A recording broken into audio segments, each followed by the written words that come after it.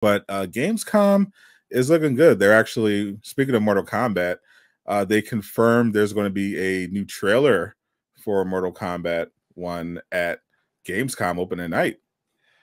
Ooh, what could it be? I'm sure Jay knows already. I'm sure he helped sponsor the trailer, so so he knows all about it. But Gamescom opening night is going down on Tuesday, August 22nd. So far, the Jeff Keighley event is going to have a lot of big numbers. A bunch of people are going to be co-streaming it. I'm sure Jay will be on. Yeah, I think I heard him say this isn't going to be as much about new game reveals as it is updates on other games. Which is great for me, because there's definitely some games that I'm looking for more updates on. Of course,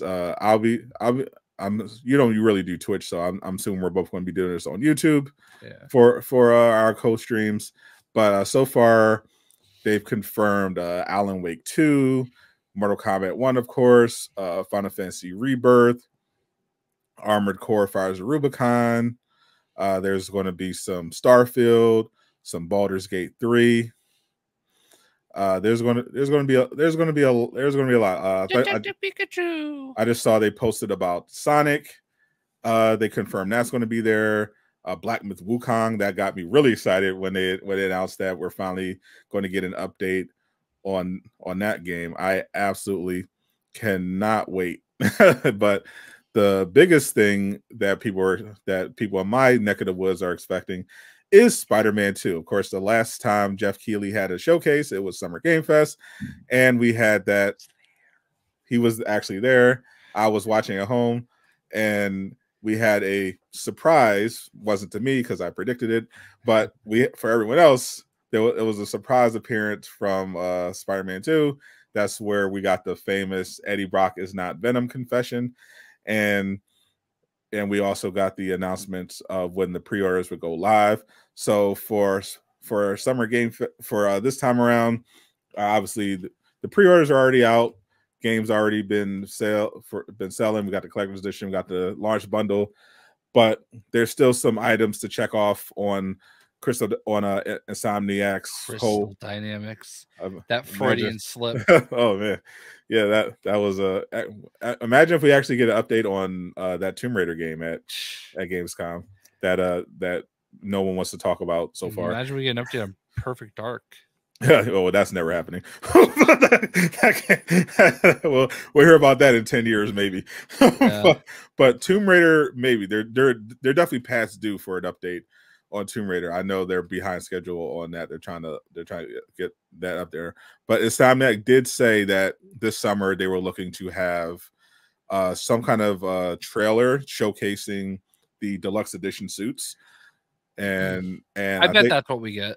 Yeah, which is I'm thinking most likely what we'll get. It'll be like a trailer, maybe some gameplay in there, or some CG stuff where basically they're going to give us a look at Spider-Man, Peter and Miles both rocking out with some of the different suits, and with a little call to action, go pre-order game, get the deluxe, because the deluxe, in my opinion, is the best deal. You get all the normal pre-order stuff, plus you get the 10 extra suits plus variants, and it's only like an extra $10, plus you get skill points. And if you do the deluxe edition, you get like 5 total skill points plus the early gadget unlock and an extra 10 suits for $10. To me, that's a great deal, no brainer. Collector's edition, harder sell, definitely for more hardcore fans, if you really want that statue. But otherwise, I would definitely recommend pulling up on that on deluxe edition. I'm not expecting anything much beyond that because we already got a gameplay demo, we already got the story trailer, so basically we're just looking at that deluxe edition. Maybe they'll do a launch trailer and maybe some additional gameplay showcase.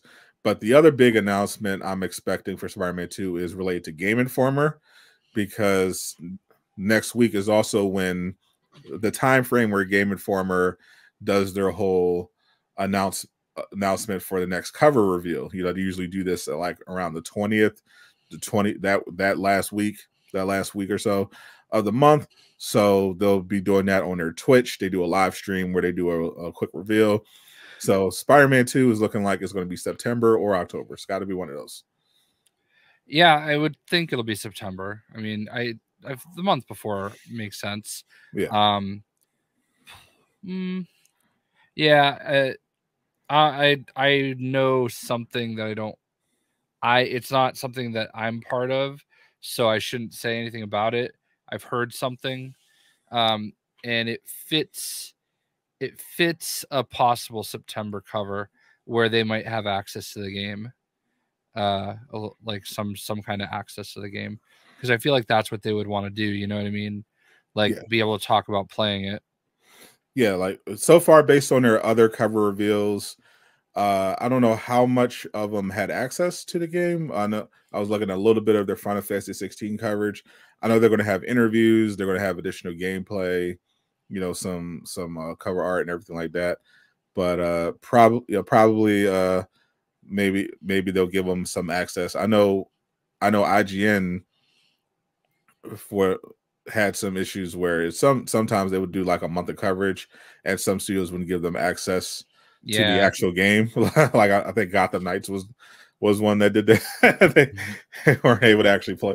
They were actually able to play it, but we'll see if a Game Informer gets access to People were bitching about IGN like as I left for my trip. When aren't people bitching about well IGN? Yeah, but apparently this time, like, there are a lot of those studios that do early access games that are really giving it to them right now, because like they're basically acting like Baldur's Gate 3 is this just incredible new release, which it is, but like that game was in early access on PC for a while, right? And it had issues, and they previously reviewed it, and I think they gave it like a 7 out of 10, and now they're obviously upgrading that and everything. But like the problem that a lot of these other devs are having is that they'll give a game like Baldur's Gate that opportunity where it's in early access and they treat it like it's a full release, but when it finally does go full release with all the great updates, they start over and give it that fair, review. Whereas a lot of these other games will come out and they're advertised and sold as early release games, not a full game, not a complete game, and they score it and grade it and talk about it as if it is a complete game and never go back to it. So, that seems like an issue. Yeah, so like there are a lot of devs in my feed like giving them a little bit of hell this week, deservedly so. But I've also heard that like a lot of these people at IGN, like they've got so many games coming in that they just play a little bit, and that's all you got, Yeah. And to me, you can't try to be everything to everyone. Like if you're gonna commit to something, commit to it, like do it right, do it the way it's supposed to be done, and then because these are real people and their real lives are affected by this. So you can't just like throw out this terrible score for a game that's not even done, and by right they have a right to have a game that's incomplete because that's the way they're selling it, early access. So I don't know. It was something that I saw, and I've barely been on Twitter. I've been drive-by Twittering lately, because we've just been out and enjoying Chicago and stuff like that. So of course, yeah. This to me is why it's so important for developers to support independent creators who are trying to do game reviews, who are doing coverage. That's why when a new game comes out, I never go to IGN if I'm trying to figure out who am I going to look at. The biggest channel I'll look at is like a Game Ranks. I like their before their buy stuff, but I'll go to a Skill Up, somebody like that, an individual creator who I can rely on, who I know is not afraid to completely nuke a game out of existence if it deserves it, and who's just generally fair, rather than trusting these big faceless corporations, because I feel like it's more authentic that way, and I'm probably going to get a more honest take, and that's why I think creators like that are so important, because if you only rely on these bigger entities, you're probably not going to get a really accurate picture of a lot of these releases. Especially in the past, when games have released in horrible states, when they were advertised the opposite. That's famously with Cyberpunk. There was a lot of red flags for Cyberpunk, but if unless you were listening to like independent creators, you weren't going to see it coming, like like Right. that's a problem. That's on the other end of that. You obviously want games that are open and honest about being in early access to get a fair shake, but at the same time, you also don't want companies that are going to cover up for games that are so marketing themselves as a full and complete game, and are and are nowhere near that. So that's why I think the independent creators are so important to that effort, because I when it comes to stuff like that, I'll check out Game Informer as a content creator, but from just a consumer standpoint, I would rather go to pretty much anyone before IGN. So, Yeah. if I'm being honest. I honestly cannot tell you the last time I read anything on IGN, to the point where like I honestly do not understand how they are still a functioning platform. Like there can't like at over time, like it's something that I feel like I run into a little bit. I've had a big following over the years, Right. and over time people start drifting away, and that's fine. I get it. I understand. Of course. And that's the same thing with IGN. And I just don't understand how they're able to stay relevant when there's so many.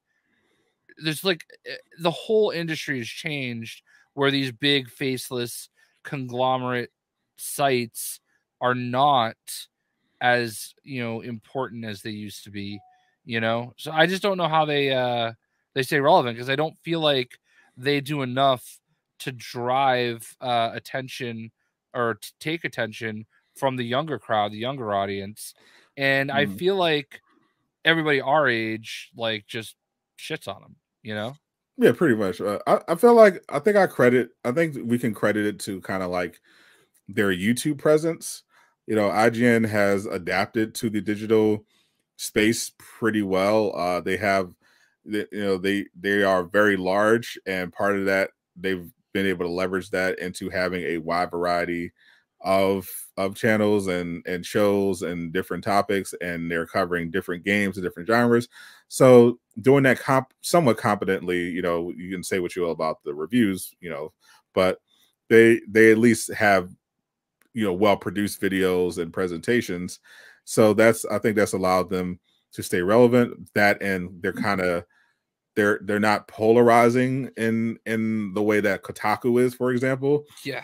Kotaku is hasn't really branched out as in terms of digital. They're basically just a website, and because they're so polarizing, they pretty much just get shit all over, and it's much harder to maintain a website as it is if you're in this space. So I think the whole being mainly a video platform now has really benefited IGN, to as a extension of their main website, and they haven't, a lot of people don't, you get the sense that a lot of people don't like them. They still get a lot of traffic. If you see their trailers, you see the stuff they upload, people still tune in, people still engage, they're still relevant. They don't step on too many toes, here and there. Like with the Hogwarts Legacy, they were kind of just literally just fence sitting. They we lost a lot. I'm still here. Oh, you sounded a little like you're kind of gargling water a little bit.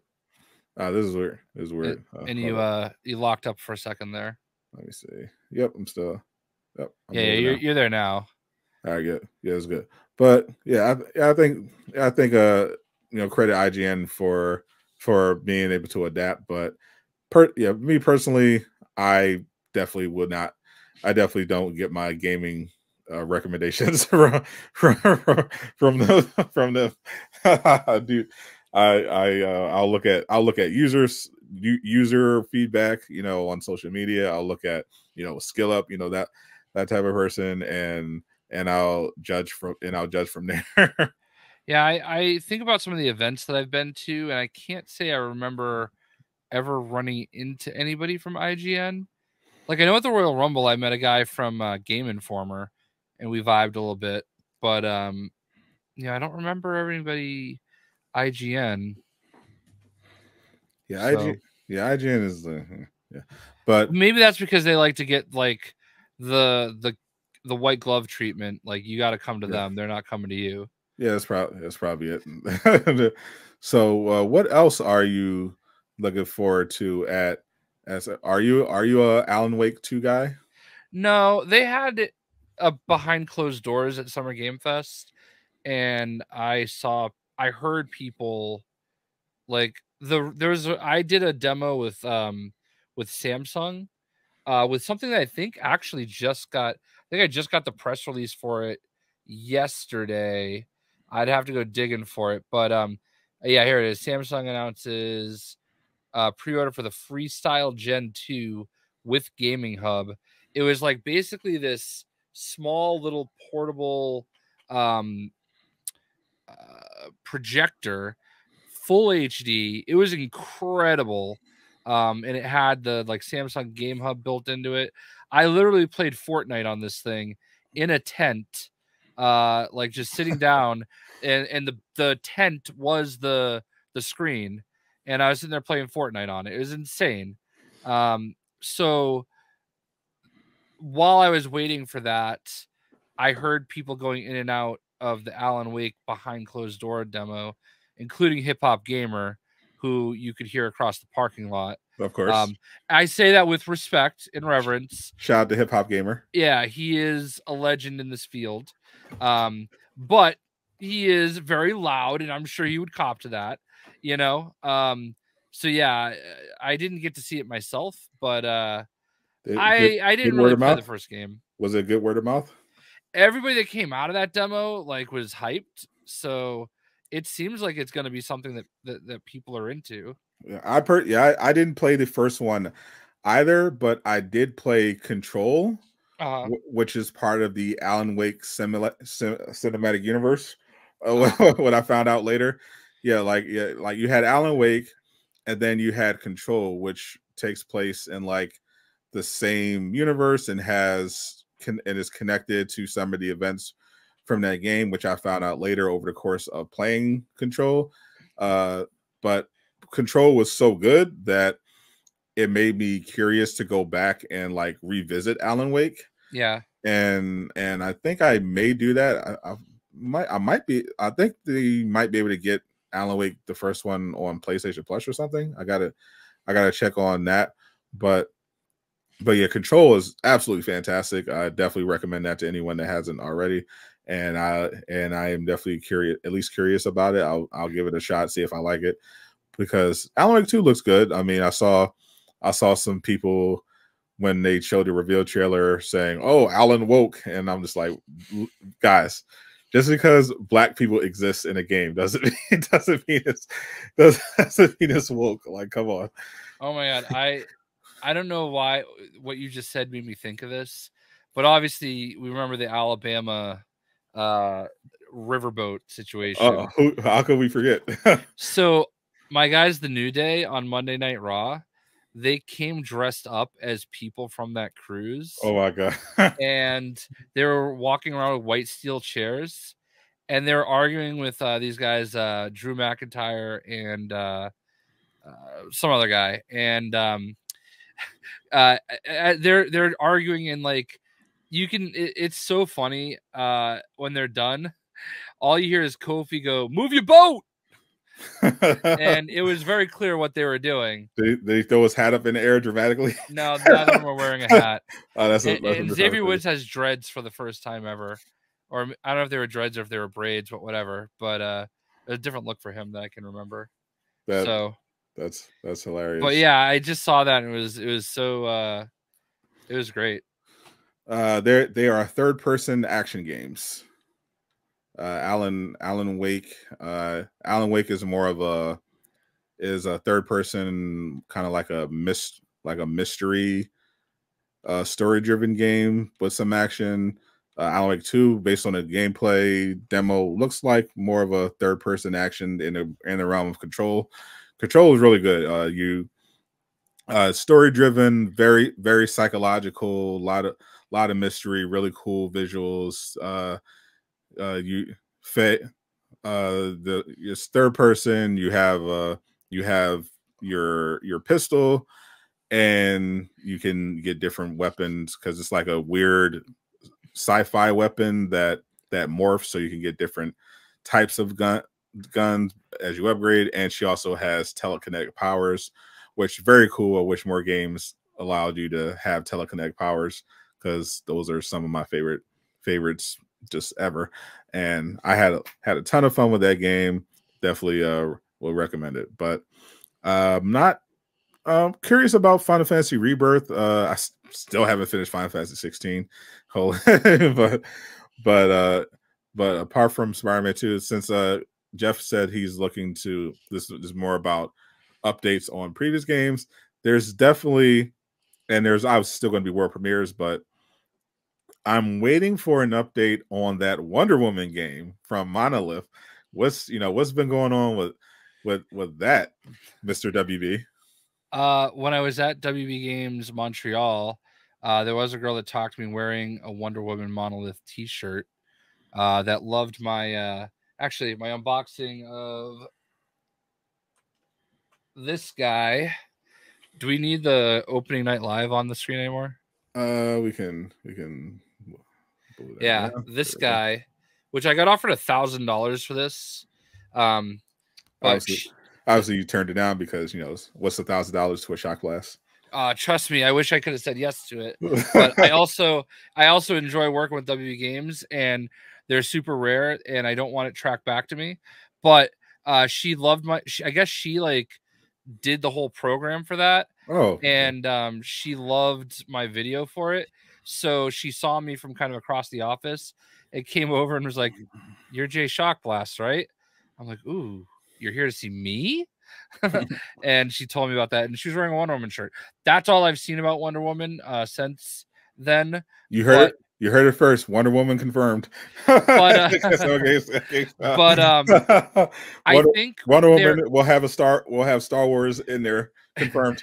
So what I think happens, and a lot of people, I know this frustrates a lot of people, they'll announce these games super early and show off like next to nothing. Yeah. It's basically an advertisement saying, "Hey, we're hiring." Pretty much, yeah. This is the game we're working on. Submit your resume. We're hiring. Like, it's actually more of a marketing push towards getting new employees in to work on the game. So whenever you see a game like that get announced super early, same thing with Wolverine. That's what they're doing. Yeah, basically when I see a game like that, I'm like, okay, and if they don't give a release window like they did for Spider-Man, and that was a difference. Spider-Man 2 got a release window during that showcase of 2023, whereas Wolverine didn't get one. So that was, to me, that's a signal to studios saying, okay, basically we're hiring and don't expect to hear anything about this for another 2 years. Yeah, but it's been over 2 years. Wonder Woman came out. Wonder Woman had that teaser, and they had they showed more than some of the other games. Like the Black Panther game basically was just it was barely couldn't call that a trailer. They basically just showed a graphic of the Black Panther logo with some African music, and that was pretty. But I feel like that's exactly what they were doing too. It's like, but or even more so Motive, EA Motive. I know for a fact that when they announced Iron Man, that's exactly what they were going for is, hey, we're hiring, because then you see one of the writers is advertising like a co-writer job, like a one of those jobs, because I only know that because I know my buddy Chris Baker like was very interested in that, and I know he was I hope he got Yeah, involved with that. good. But yeah, I definitely think that, you know, I know it's hard for gamers because like we want what we want, the heart wants what it wants, and we all want to go out there and get these games right away and play them now. But you know, there is a process, and part of it involves, you know, campaigning for new hires. Yeah, and yeah, that's why I'll kind of set my expectations accordingly. Right. So like like with the Iron Man game for Motive, so we knew about that game because someone was talking to Jeff Grubb, so he got the scoop on that and the Black Panther, and they had at that point they've been working on it for about 8 months, and then they got the official announcement, and they showed a little screenshot, and they basically called it that. So I would not be surprised if we got a Black Panther like sizzle reel Yeah. at Gamescom or something like that, maybe future game show for Iron Man, similar to how they did Black Panther. If they want to, do a little, extra push. But Wonder Woman, I definitely feel like we're due because it came out. They did that reveal, gave us a little, even let us see the character model. Hey, So t-shirts have in been made. 2021, t-shirts have been made. This was 2021, same year we got the Wolverine reveal, same year we got the Spider-Man 2 reveal. Spider-Man 2 is actually releasing this year in a few months. So I feel like it's reasonable to expect a Wonder Woman update before the year is up. I hope so. I do talk to some WB people quite frequently, and I haven't even thought to ask about it because it's been like L so. co-host. But yeah, well, it's like one of those things, out of sight, out of mind, you know, and you just don't think of it until. If it was Superman, I bet you would. No, if it was Batman Ninja, I'd be all over it. Listen, you guys don't even understand the depths of which my Batman Ninja. I'm actually ready to retire my Batman Ninja jokes, because the other day I was scrolling through my phone, and all of a sudden I just see Uncaged Games replying to something that Alan Johnson from WB tweeted, and he goes, "But what would you say if it was Batman Ninja in feudal Japan?"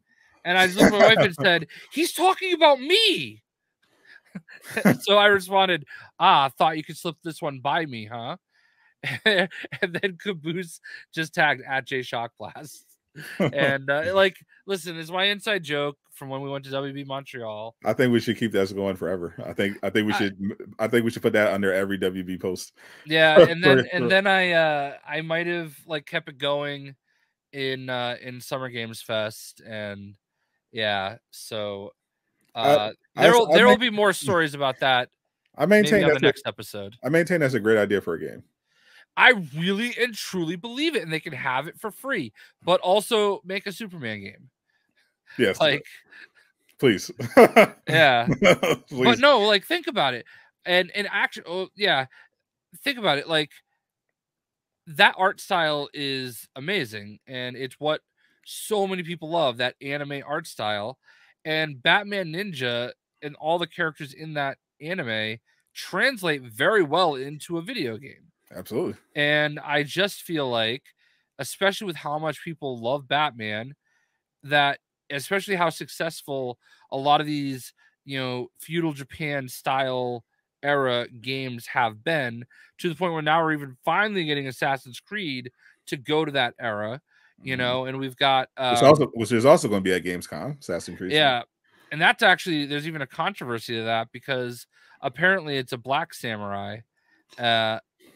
Yeah, and everybody's like, woke, Assassin's Creed woke, but it's based on an actual real person in history from like the 9th century. There was actually a black samurai warrior in Japan. History And is woke. I know. Like I saw idiots. Yeah, I just it's crazy though. Like I want to hear that story though. I Like would love to hear this. how did a black man get to Japan to become a samurai in that culture? Like I want to know that story, you know? And have these plebs never seen Afro Samurai? It's a Right? classic anime. Yeah. Yeah, so like I don't know, man. But I don't even remember how we got there. But Batman Ninja, that's how. Yeah. So it's a little running joke that we have. I actually gave the head of WB Montreal and about 47 other employees, but specifically the head of WB Montreal, an actual elevator pitch in an elevator for a Batman Ninja game in Feudal Japan. But it only started because Uncaged and Caboose kept trying to pitch, why aren't we getting a Superman game? So Funny Eastwood brings this up. This is literally a video that I made on my channel as part of my perfect game pitch series, where I give my pitch for a concept of a superhero game that I feel like everyone would love. My most recent one was for a Justice League game in the style of Marvel's Avengers, but done correctly. Jay Shockblast doesn't have any insight. He tells me everything, but I know the DC game that WB Games is working on is supposed to be single player and set in the DC universe. That's why people thought it might be Superman. So I don't think we're going to get it. I think the closest we're unfortunately going to get to a JL game is going to be hunting them down as members of the Suicide Squad. Unfortunately. Hopefully. Assuming that game actually comes out. Yeah. Now it's 2024 February. We'll see. I mean, just think if they hadn't gotten completely dunked on at the State of Play, I'd be doing live streams of Suicide Squad Killer Justice League right now. We'd be probably talking about the next DLC, or and everybody probably would have loved it. Probably.